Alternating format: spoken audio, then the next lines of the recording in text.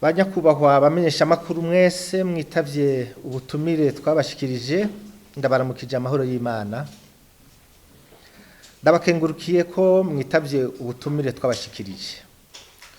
Twabatumiye kugira ngo muze mudufashe kumenyesha abarundi bose muri rusangi na cane cane abakukuruke mu kazi ka leta basanzwe baronswa pension n'ikigo NPR, aho ikikorwa co gushira mu ngiro amabwirizwa n'amategeko aduza pension y'abakukuruke mu kazi ka leta tukigejeje.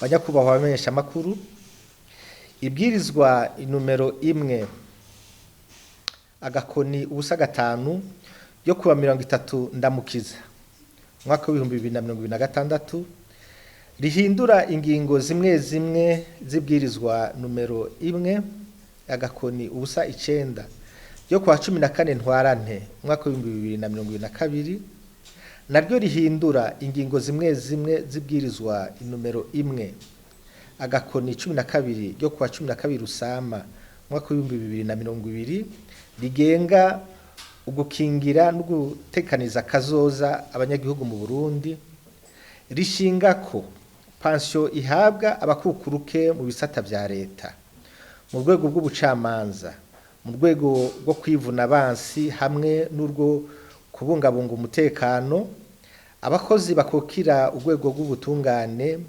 abashinga amateka n'abakenguza amateka, ingana n'umushahara w'ukwezi kwa nyuma aho akukiriye kuvuga dernier salaire net, ivyo bikazoshikwa ko buhoro buhoro.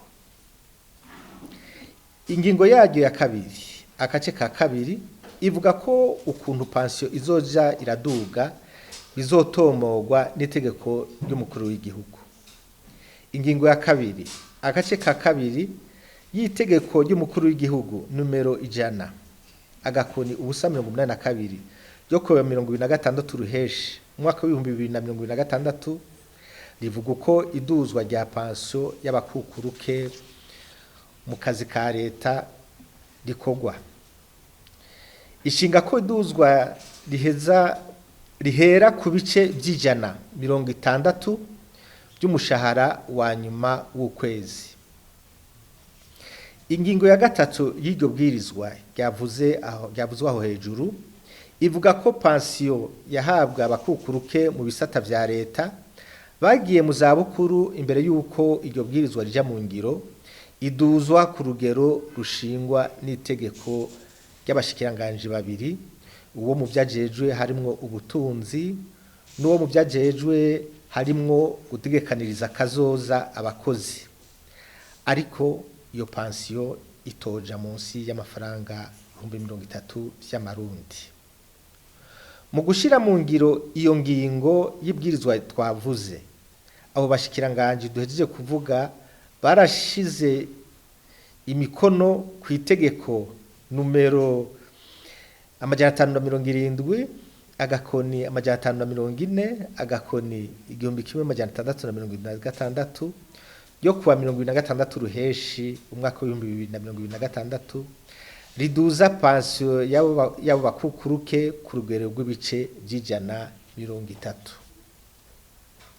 Ibwirizwa ryo kuwa 30 ndamukiza twavuze rirategekanya mu ngingo yaryo ya 4 ko abashikiranganje babiri, uwo mu vyajejwe harimwo ubutunzi n'uwo mu vyajejwe harimwo gutekaniza kazoza abakozi, bazoshira umukono ku itegeko rishinga pension ntarengwa izohabwa abakozi bakuru bahembwa umushahara w'ukwezi urenga igitigiri gishingwa n'itegeko.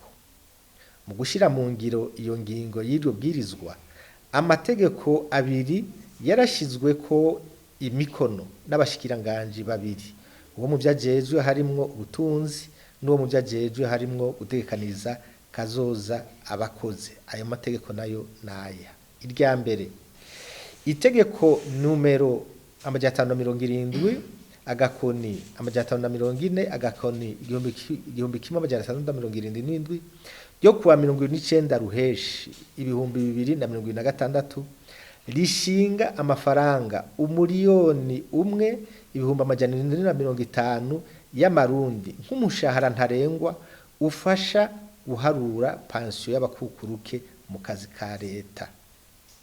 Itegeko rya kabiri ni itegeko nimero 570 agakoni 540 agakoni ubusa 16 ryo kuwa gatatu mu kakaro umwaka w'ibihumbi 2026 rishinga amafaranga umuriyoni umwe n'amafaranga 50 y'amarundi nka pansiyo ntarengwa umukukuruke mu kazi ka leta adashobora kurenza. Banyakubahwa bamenyesha makuru, mu gushira mu ngiro ayo mategeko yose agenga iduzwa rya pansiyo duhejeje kudondagura, ikigo NPR gihejeje kuyisunga mu guharura no kuriha pansiyo z'abakukuruke bakikukira kuri uyu wa 29 mu kakaro umwaka wa 2026. Abakukuruke bahembwe uku gukurikira. Abakukuruke bahembwe ni 11,480.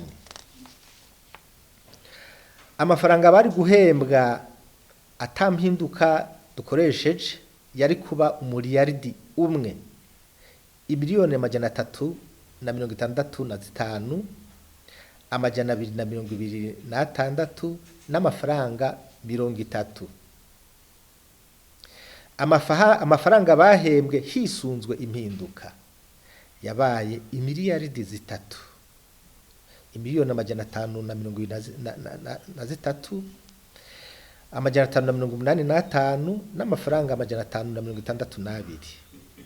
Muca mubona yuko akigoro kabaye ak'imiliyaridi 2 imiliyoni 158 amajana 359 n'amafaranga amajana 532.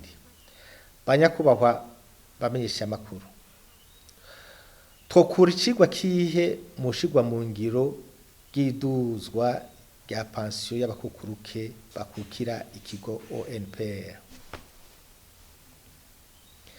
Ubwa mbere nuko amafaranga ikigo gisohora mu kuriha pansiyo z'abakukuruke yaduze ku rugero runini, yavuye ku muriyaridi umwe imiliyoni 365 amajana 226 n'amafaranga 30 ku kwezi aja ku mafaranga imiliyaridi 3 imiliyoni 523 ibihumbi 585 n'amafaranga 562 ku kwezi.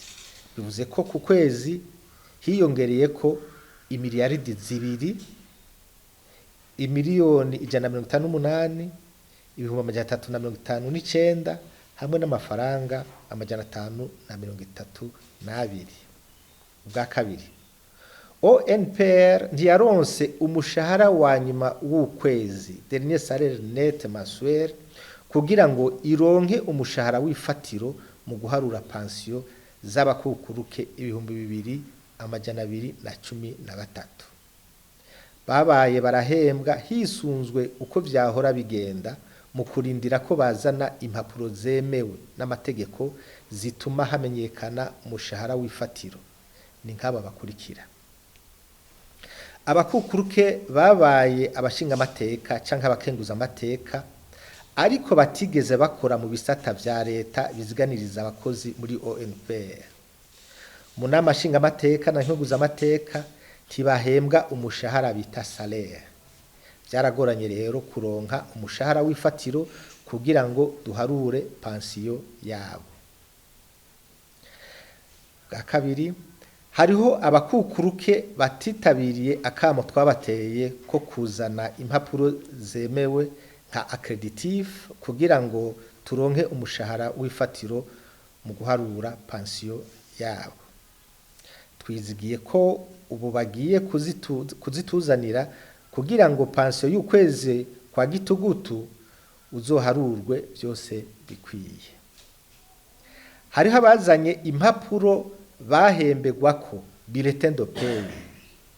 Abo ni nk'abakozi bagiye mu butumwa bw'akazi mu bindi bisata vya leta bari en position de détachement. abo bisabwa ko baza bitwaje décision de régularisation de carrière kuko niyo idufasha kubona umushahara w'ifatiro. Ndabakengurukiye cyane ko mwanteza amatwi mutuje.